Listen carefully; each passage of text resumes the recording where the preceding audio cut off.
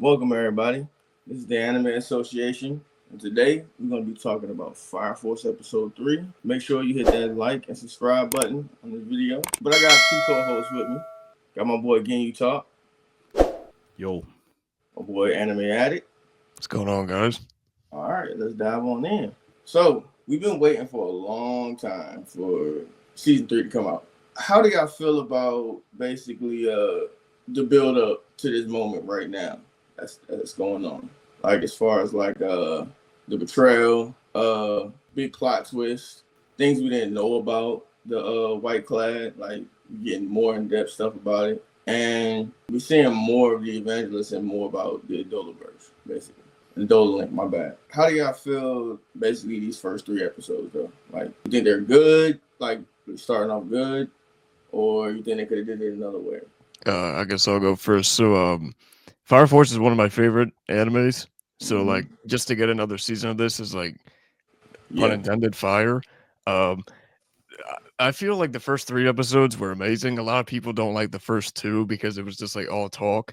But like, we need that build up. We need to build up to what's gonna happen, right? So, I have a whole bunch of like theories and like speculations, like what's going on with I think her name is Huera from the White Clad, the girl with the crown.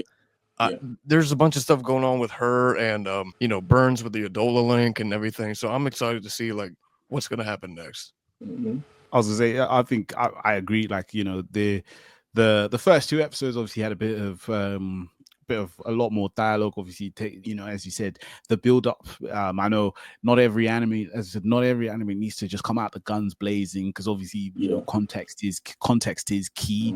Obviously, we're learning a lot of things. It's a lot of stuff as well. And I agree, as you said. I think something's happening with Huame, whatever name is with the crown itself. So I think I'm curious to see what happens. If anything really does get revealed with her, but also just I don't know why they be messing with my captain, like Captain Obi. They be not messing. Exactly. They be not. They've been better stop messing with my guy, because I've said this in some previous stuff that I've done. Is like Captain Obi is one of the few characters that I'll run through a brick wall for, because that's just my guy. So they just better not be messing with him. But yeah, no, definitely did like the first 3 episodes a lot more than other people did. Yeah. Well, of course you got these people that keep on saying it's fan service, but I'm just like, it doesn't take away from the story at all. Like, you easily can. You know what I'm saying? You easily forget about it. You know what I'm saying? Like, yeah, first 3 episodes for me. Of course, you know what I'm saying? I'm with you there too, Addy, because I'm a big fan of like Soul Eater, and knowing that these two are connected, like I've been hyped about Fire Force ever since it came out. So I would say it is in like one of my favorites. It definitely is, because I love the way the story's going. So yeah, it was a good start, you know what I'm saying? To bring us back in to let us know, you know what I'm saying, their connection. And it built up, showing like, okay, yeah, we're happy right now. And then, boom, you just throw a big plot twist in your face, straight out the gate. Because they've been promoting this for a while, saying like, yeah, we're going to break it into 2 parts. All right, so you got to wait this long. So I'm like, bro, this must about to be epic probably then. They got to break it up like this, which it definitely is. I'm not gonna lie, like I couldn't wait. I told myself, I was like, look, I'm gonna go ahead and just do the anime only. That's it. But then after seeing the last part of season 2, I was like, and then out of nowhere, the creator, he just basically just said, oh yeah, and this is connected to Soul Eater. He finally came up with something saying that. I was like, hold up now. Let me go look at this stuff, and I spoiled it for myself. So I know a little bit about what's gonna happen next, but I'm acting like I don't.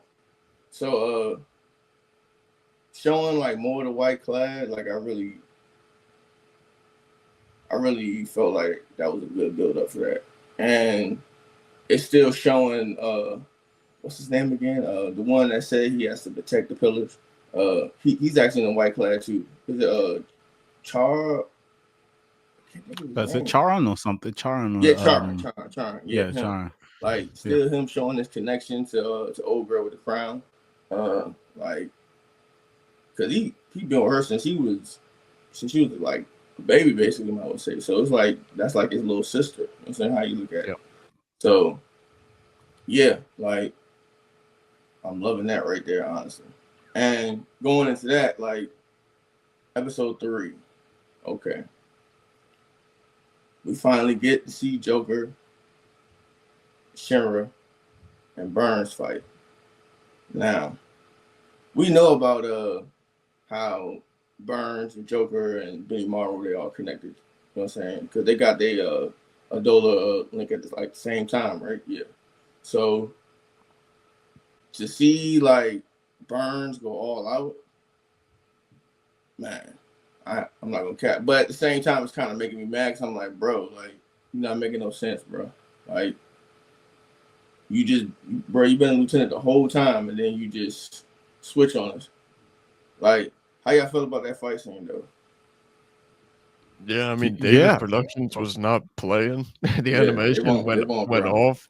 I love the stages. I love how he has all the flames around him, and he's not batting an eye. Like he's just like, I feel like he didn't even move during the whole fight. It's just like them charging at him, and he's just standing there the whole time. So yeah, the fight was awesome. Yeah, I think the only time he moved was before he initiated stage 1. So I think when they just attacked him head on, he blocked a couple of bits here and there. But as soon as he just did that. But as soon as he initiated stage 1, the guy was just standing in there, like, when you're just flexing. He was probably just standing there, the flames burning through his jacket, just flowing through, and he's just not moving.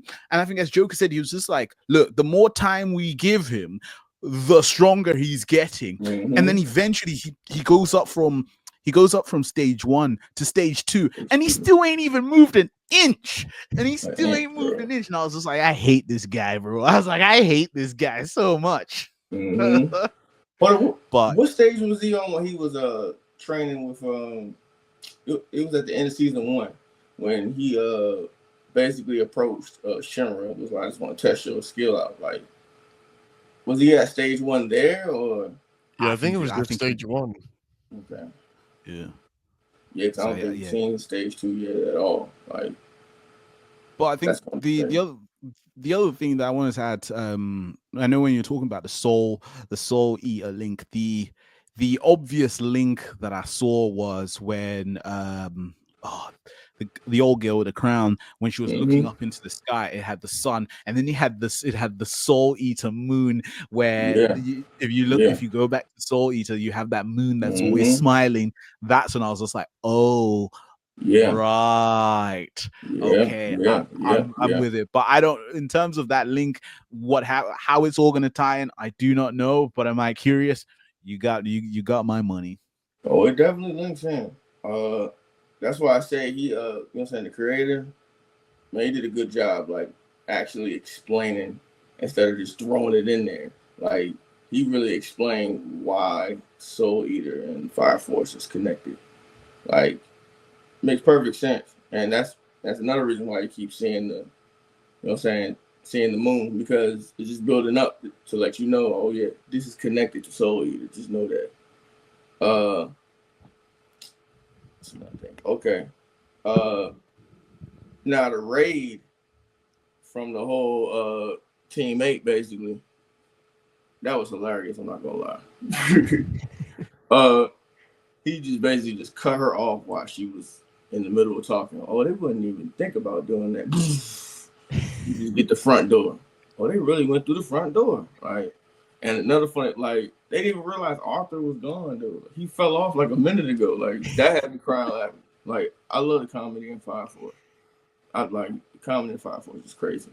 And the lieutenant, he's one of my favorite characters too. I can't even think of his name. It's crazy. The one with the glasses. Hinawa? Yeah. He's basically one of my favorite characters too, because he just got guns. That's it. Like, he's like, I'm gonna get the job done just with this. Y'all got all that. I got this right here. Gold. How y'all feel about her? Yeah, I mean, I'm kind of trying to figure out like her power and stuff, and Yeah. like how it works, and like um what gold coins do necessarily. Like I don't know. It seemed like with her arm though, she can create Mm-hmm. electricity, so maybe Yeah. that's something to do with it. Yeah, Yeah. yeah, thinking the same thing. See, I that's think why Arthur would have been good with her then. yeah, Yeah. because I think the research guys were still trying to get a hit Yeah. Molet. on Yeah. how on how everything works. But you know, as of right now, they still haven't completed the analysis. So, you know, so the others are still they're fighting blind at the moment. But as you said, Mm-hmm. when they shot the bullets and then she kind of just Yeah. She trapped them on definitely. the magnet and then flung them back at them, and then we get that bit where she just stuck out her arm and you could see like an electric charge happening on there. Mm-hmm. So I think yeah, it's an interesting blend of magnetism and an electricity, the combination I wouldn't have thought about itself, which borderline has some, you know, Yeah. it gives us some traits of being like not super OP, but a Mm-hmm. high class level of being OP. So yeah, Well, so yeah. But with her, she's like top assassin. Like I forgot who's it was a captain. She snuck into his basically his main room and killed him without anybody knowing. I think this happened mm, sometime in the story though. mm, So she was like the top assassin on the White Clad. You know what I'm saying, basically, and she moved up in the ranks. But yeah, I think she got like telekinesis too, type stuff. Because you saw how she, you know what I'm saying, when she was walking to see Captain Obi, uh, and stuff was just floating, basically. She was just holding her hand up like this. So yeah, that yeah, arm, like that's what Ogre had said too. She was like, I sent something coming off of that, you know what I'm saying, coming off that arm of hers, basically. So yeah, I do agree with y'all on that with her. Like, and they did a good job because they kind of upped her up a lot from the manga. Like, yeah, they made her. Yeah, she is big. I was like, Jesus. Like from the way like the manga looks, like yeah, they upgraded. A lot of people are hating. They're like, man, the manga's better. I'm like, I don't know, man. I don't know. They was really cooking with fish grease with that. I was like, okay. But what do y'all think like this is all building up to, especially with the conversations that Gold was having with the other White Clad members, like how they was going to use Burns to basically take out Shinra and distract them as they're waiting for the next pillar to come. So, what do y'all think is going on down underneath the castle, basically? Like, are they trying to build like a sanctuary or something? Like, or are they trying to bring basically God into this, and you know what I'm saying, into this realm? Yeah, I feel like with the Crown Girl, it's kind of like a ritual or something. I Yeah. feel like the God Soul is maybe trying to have an Adola link with her, and that's why she Mm-hmm. is like, having like these spells and stuff of like she can't contain the power within her body, so it's basically just like her like just screaming in agony, and Mm-hmm. I feel like I feel like they have to take down all the pillars in order to create like the great cataclysm. So maybe Yeah. that's why they want Burns to take out Shinra because he's one of the pillars. Mm-hmm. yeah. No, you just hit the nail right on the head. I think that's kind of the takeaway that I kind of had as well, is that I think you know, as they kind of had that where we saw Burns kind of meeting the how was it, the so-called god where he's looking in that crystal eye, Mm-hmm. and then he's kind of saying yeah, no, this is the kind of god I want to serve, kind of thing. And I think I do think, obviously, because of how strong Burns is, as Alex said, is that I think there is this underlying feeling that they want to use Burn to take down all the other the pillars itself, because obviously, other than, you know, who else in terms of strength could go toe to toe with these pillars. If you're not using the strongest guy in the force, which way Burns. And then again, I feel bad for Burns because obviously, I feel bad for him, but I don't as well. But I mean, in the sense that like he's, the guy's just standing on top of the building, charging up to stage whatever right now. Yeah. And he's being used as a pawn for a greater scheme. And I was like, dude, you're just too strong to be a pawn here. Like, if you really wanted to do this, you could have run an absolute madness on everybody and be that guy. But you're just being used here. So, which I'm sure he probably has a feeling that I don't think Burns is dumb. I think he might know he's being used, and maybe we find out later down the line that he had his own exterior motive in the game here. But as of right now, face value level, it's a bit. I feel a little bit, a little bit bad for him because I was like, you're just too strong to be a pawn in this game. Yeah. I honestly feel like old girl really did probably like manipulate him when she did the Dolo Link. He probably never really seen her probably.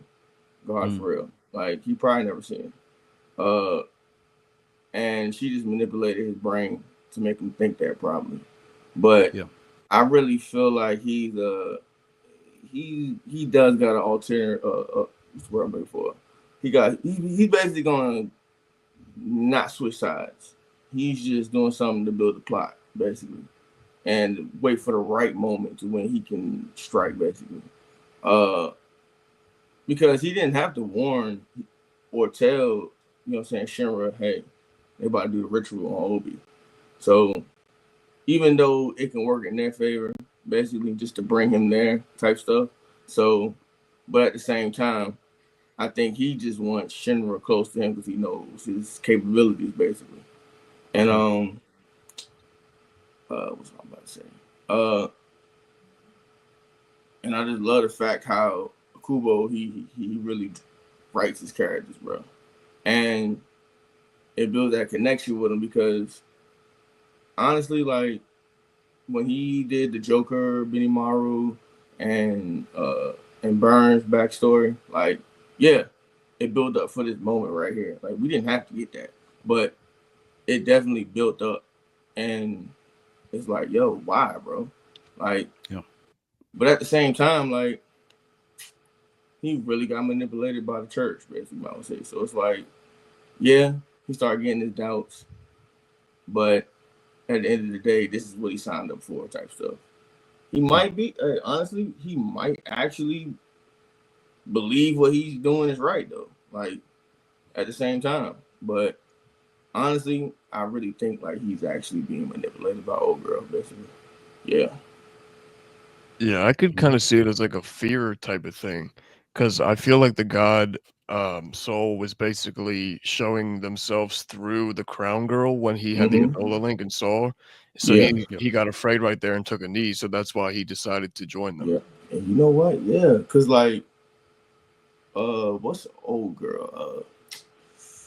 The one that's that works in the science research. Hibana? Yeah. You remember she was mentioning like doppelgangers and demons. So basically she could have been using old girl as a doppelganger type stuff to do that. Yeah, I can see that. So it kind of makes sense, But I still think he's just being manipulated. Because if he wanted to really kill Shinra and them, he could have did it right then and there. Like, but he's not. He's holding back. He definitely is. I don't think he's gonna let Obi go ahead and get turned into an Inferno, basically, too. I hope not. I mean, I'll fly to Japan and find the creator, bro. Like, you messing with me now? Bro, that'd be super dark, bro. That'd be super dark. Like, come on now, like we're not about to mess with Obi like that, Like, don't do that. Don't play with me like that. But I'm not gonna lie though. When I saw Tamaki getting ready to fight and stepped up on everything, I was like, oh Lord, we about to get some fan service. But we didn't though. So we actually saw her capabilities too somewhat. How y'all feel about her fighting and stepping up? Because Arthur wasn't there. I honestly felt like if Arthur was there, he would have been able to hold his own. because if she has the electricity powers, basically, Yeah. like old girl has, like I guess the plasma from his sword cancels that out. So Very interesting. I got a feeling he's gonna bust a Goku probably and just come in and save the day type stuff probably. But yeah, how do y'all feel about that fight right there? And what's the word I'm looking for? In the next coming episode, what do you think is gonna happen? Yeah, I feel like with the Lightning, Tamaki is probably the best suited opponent for her because of her speed and all the training she was doing with the twin girls in season 2. I also did have the speculation that Arthur could kind of like save the day type of thing if need be because he's not there at the moment. So if he were to come in and maybe save them if Tamaki can't necessarily beat Gold, then he would be the one to beat her. Mm-hmm. Yeah, I mean, it was quite cool. Obviously that we didn't get the fan service because I obviously like it had been kind of been a consistent trope. So just actually seeing her, seeing her having her powers actually being utilized and the quick speed and everything, that was quite cool because obviously it kind of it also heightened the seriousness of that moment, like like. Yeah, like like ha ha ha. We might play a little bit here and there, but right now, you can feel that these guys are actually worried that something bad is going to happen to their captain, and the creators have respected that situation to make us feel like, oh, you know what? Yeah, Obi really in trouble. We ain't got time to be doing no fan service because you really need to feel the stakes that Obi is basically in danger because obviously if you go down the fan service route, then everybody's just like, oh, fine, I guess clear. I mean, we all have a feeling that Obi's gonna survive this, but you want that build up of the stakes to actually make you feel like, oh, hold on, he might not make it. He might not make it,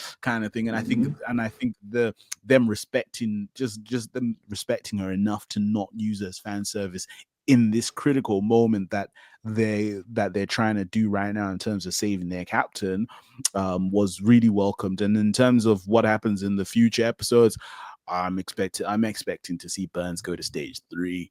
I feel stage 3 coming somewhere because they're just giving him too much time, just chilling there. They might as well just Shinra and Joe might as well just go for lunch quickly and come back because clearly they're at this moment in time because Burns just chilling there doing nothing, and he's just powers just ramping up more and more and more. But also, could his power ramp up and then he turns around and blows old Gil behind him, and then he unties Obi.